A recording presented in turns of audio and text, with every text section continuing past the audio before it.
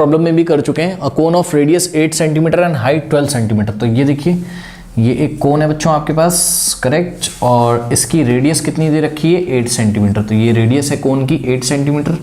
ये सेंटर है इसके बेस का, सर्कुलर सेंटर का जो बेस है, मतलब सर्कुलर कोन का जो सर्कुलर सेंटर है जो कि एज अ बेस काम कर रहा है, उसका रेडियस कितना है कोन का 8 सेंटीमीटर। ठीक है, r is equals to 8 centimetre.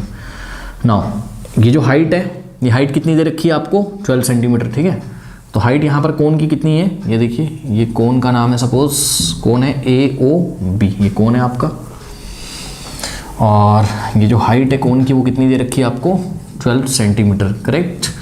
फिर क्या बोलते हैं, कह रहे हैं कि it is divided into 2 parts by a plane through the midpoint of its axis parallel to the base. मतलब ये जो इसकी एक्सेस है प्लेन की, कोन की जो एक्सेस होती है वो क्या होता है, उसका हाइट ही कोन का एक्सेस होता है। कोन का एक्सेस क्या होता है, कोन की जो हाइट है वही उसका एक्सेस है। ठीक, तो इसके एक्सेस के मिड पॉइंट से, ये देखो ये कहीं मिड पॉइंट यहाँ पे होगा। ठीक, एक प्लेन लाते हैं और इसको ऐसे कट कर देते हैं। ठीक, तो सोचो क्या बनेगा, ऊपर कोन बन जाएगा, नीचे फ्रस्टम बन जाएगा। ठीक है, तो कुछ इस तरीके का शेप आएगा,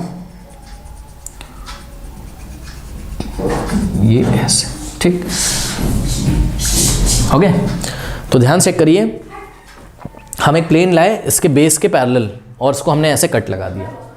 और कहाँ से कट लगाया, कोन की जो एक्सेस है उसके मिड पॉइंट से। ठीक, तो ये वाले पॉइंट का नाम अगर हम कुछ रखना है, लेट अस अज्यूम ये वाला पॉइंट है M, करेक्ट। तो AM कितना हो जाएगा 12 का हाफ, भाई 12 का मिड पॉइंट कर दो ना, 12 का मिड पॉइंट क्या है M 6, तो AM कितना हो जाएगा आपका 6, करेक्ट। और M से लेके O तक ये MO भी कितना हो जाएगा आपका 6, तो ये ठीक है, ये हो गया। बात समझ में आई कि नहीं आई। ठीक, अब यहाँ पर आपको रेशियो निकालना है किसके किसके वॉल्यूम का, ऊपर जो फिगर मिला आपको कोन और नीचे जो मिला आपको फ्रस्टम। ठीक, तो यहाँ सॉल्यूशन बच्चों हमें वॉल्यूम ऑफ कोन का रेशियो निकालना है किसके साथ, वॉल्यूम ऑफ कोन। कौन सा कोन, जो ऊपर आपको कोन दिखाई पड़ रहा है यहाँ पर। ठीक है, वॉल्यूम ऑफ स्मॉलर कोन, ये वाला जो कोन दिखाई पड़ रहा है। ठीक है, तो वॉल्यूम ऑफ स्मॉलर कोन, इसको मैं जल्दी इसलिए कर रहा हूँ बिकॉज हमने इसको ऑलरेडी पढ़ रखा है कहाँ पर, सैम्पल प्रॉब्लम में। ठीक है, ये इन्होंने पूछा भी है, पढ़ लीजिए। कह रहा है कि find the ratio of the volumes of 2 parts. जो भी 2 पार्ट्स आपको मिलेंगे, ये जो अपर कोन मिल रहा है और नीचे जो लोअर पार्ट में आपको फ्रस्टम मिल रहा है, इनके वॉल्यूम का हमको रेशियो निकालना है। ठीक है ना, तो वॉल्यूम ऑफ स्मॉलर कोन। अच्छा, अब बच्चों ये जो कोन है आपका, इसका नाम n रख दो। कोन AMN का अगर आपको वॉल्यूम चाहिए तो क्या होता है फॉर्मूला 1/3πr²h। ठीक है, तो रेडियस भी चाहिए आपको, यानी कि ये mn आपको चाहिए। अब mn कैसे चाहिए, mn कैसे आपको मिलता था याद करिए, हम ट्राइंगल AMN, याद है ट्राइंगल AMN को सिमिलर दिखाते थे किसके, ट्राइंगल AOB के, AOB के। कैसे चेक करो, AMN में ये 90 है, तो AOB में ये 90 है, और ये जो एंगल A दोनों में क्या है कॉमन है, तो एंगल से दोनों सिमिलर हो गए, इसलिए triangle AMN is similar to what, triangle AOB। किससे हो गए, बाय एंगल सिमिलैरिटी। तो दोनों अगर सिमिलर हो गए बच्चों, तो ध्यान से चेक करिए क्या हो जाएगा, AM, यहाँ से चेक करिए, AM upon AO is equals to MN upon OB is equals to AN upon AB, AN upon AB। Corresponding sides के सिमिलर ट्राइंगल के करस्पॉन्डिंग साइड्स का रेशियो क्या होता है, इक्वल होता है। तो ये कुछ ऐसे हो जाएगा।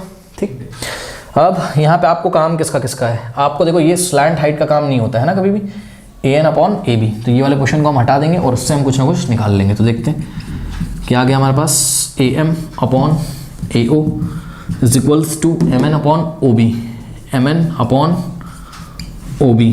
तो यहाँ से AM कितना है, ध्यान चेक करो, AM कितना है 6 है, AO कितना है, A से O तक कितना है 12 है, इज इक्वल्स टू MN कितना है, MN हमको फाइंड करना है। MN क्या है, कोन का रेडियस है। ये MN क्या है आपका, अपर पार्ट वाला जो कोन है, रेडियस ऑफ स्मॉलर कोन, जो ऊपर आपको कोन दिखाई पड़ रहा है। ठीक, और OB तो जो बड़ा वाला फुल कोन दिया हुआ था उसका रेडियस कितना था 8, तो ओ भी कितना हो जाएगा 8। यहाँ से mn की वैल्यू निकाल लेते हैं, 6 1 जा 6, 6 2 जा 12, 8 इधर आएगा, 8/2 कितना होता है 4। तो mn कितना आ जाएगा आपका 4 सेंटीमीटर, यानी कि जो छोटा वाला कोन आपको दिखाई पड़ रहा है, मैं ब्लैक मार्कर से कर देता हूँ ये वाला, तो यहाँ पे mn की वैल्यू कितनी आ गई आपकी 4 सेंटीमीटर। ठीक, तो लगा low volume of smaller cone, formula क्या होता है 1/3 पाई r स्क्वायर इंटू एच। ये वाले कोन की बात कर रहा हूँ, r स्क्वायर यानी कि 4 का स्क्वायर, 4 स्क्वायर इंटू एच कितना है इसका 6 अपॉन में वॉल्यूम ऑफ द फ्रस्टम का फॉर्मूला क्या होता है याद करिए 1/3 pi into H, 1/3 pi into H कितना है फ्रस्टम का, चेक करो एच कितना है 6 है, फ्रस्टम का भी हाइट 6 है, तो 1/3 पाई एच इन द ब्रैकेट क्या होता था r1 square plus r2 square plus r1 into r2। r1 क्या होता था, जो बड़ा वाला रेडियस होता था उसको हम r1 बोलते थे, तो ये हो गया आपका r1 8 सेंटीमीटर और r2 छोटा वाला रेडियस। ठीक है, तो r2 कितना हो गया यहाँ पे आपका 4, r1 8 r2 4, करेक्ट। तो r1 स्क्वायर यानी कि 8 का स्क्वायर प्लस r2 स्क्वायर यानी कि 4 का square plus r1 into r2 यानी कि 8 इंटू 4। अब इसको सॉल्व कर लेंगे तो 1/3 से 1/3 कैंसिल, पाई से पाई कैंसिल, 6 से 6 कैंसिल, और यहाँ पे 4 का स्क्वायर क्या होता है आपका 16 इंटू, बस 16 बच गया ऊपर। ठीक है, और नीचे 8 का स्क्वायर क्या होता है आपका, 8 का स्क्वायर क्या होता है 64 है ना, तो 64 और प्लस 4 का स्क्वायर 16 और प्लस 8 4 जा 32। ओके, और जैसे करना हो वैसे कर लो, ऐड करके कट करना हो कट कर लो, जैसे करना है वैसे कर लो। ठीक है, तो ये हो जाएगा 16 अपॉन, अगर आप नीचे से 16 कॉमन ले लें, ठीक, तो आपके पास क्या बचेगा, देखो 16 4 जा क्या होता है 64, 16 1 जा 16, तो यहाँ 1 बचेगा, 16 2 जा 32, 16 1 जा 16 1 जा कट जाएगा, ऊपर कितना बचेगा 1 और नीचे 2 + 1 3 + 4 7, तो रेशियो हमारा कितना आ गया 1:7 आ गया। ठीक है ना। अच्छा, तो यहाँ पर बच्चों जो रेशियो आंसर पीछे दे रखा है ना एनसीईआरटी एग्जाम्पलर में, वो 7:1 दे रखा है, हमारा आंसर 1:7 आ रहा है, कोई बात नहीं। ठीक है, क्योंकि हमने किस हिसाब से करके दिखाया है, हमने बोल दिया है भाई क्वेश्चन में कि हम रेशियो लेना है किसका, volume of cone to volume of frustum. तो आप एग्जाम में आंसर कैसे लिखोगे, the ratio of volume of the cone form and frustum form is what 1:7। और अगर आपको याद हो तो जब हमने एग्जाम्पलर में सैम्पल प्रॉब्लम कर रहे थे तब भी हमारा आंसर जो था वो 1:7 नहीं आया था, कितना आया था, सॉरी 7:1 नहीं आया था, कितना आया था 1:7 ही आया था, याद है आपको।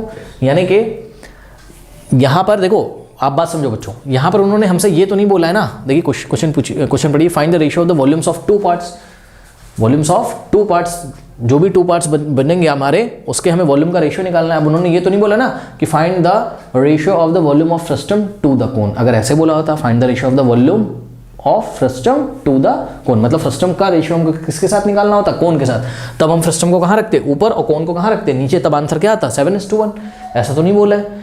ठीक है, तो उन्होंने बोला बस दो पार्ट्स का वॉल्यूम का रेशियो निकाल लो, तो भाई हमने ऊपर किसको रखा, हमने ऊपर रखा वॉल्यूम ऑफ कोन को, नीचे किसको रखा वॉल्यूम ऑफ फ्रस्टम को। तो आंसर लिखते टाइम बस आप बता दीजिएगा it is the ratio of volume of the cone form to the volume of frustum form. कोई डाउट है बताइए, सही है, ऐसे भी आंसर। अच्छा, आप कुछ बच्चे बोलेंगे सर अगर मैंने इसको ऊपर रख दिया इसको नीचे क्या गलत हो जाएगा, नहीं, बट आप आंसर वहां पे क्या लिखोगे, the ratio of the volume of the frustum form to volume of the cone is what, इसी का उल्टा आंसर आएगा 7:1 आ जाएगा, क्या दिक्कत है। ठीक है, तो ये भी आंसर बिल्कुल सही है। हाँ, लेकिन एक चीज ध्यान रखें, जब वो एग्जाम में बोल देगा आपको कि find the ratio of the volume of the cone to the volume of the frustum, अगर ऐसे बोल देगा तो कोन ऊपर फ्रस्टम नीचे, और अगर volume of the frustum to the cone बोलेगा तो फ्रस्टम का वॉल्यूम ऊपर और कोन का नीचे। तो जिस हिसाब से बोलेगा उस हिसाब से हमें निकालना है, बट जब तक बोला ना जाए तो हम कैसे भी निकाल सकते हैं। ठीक है, कर लीजिए।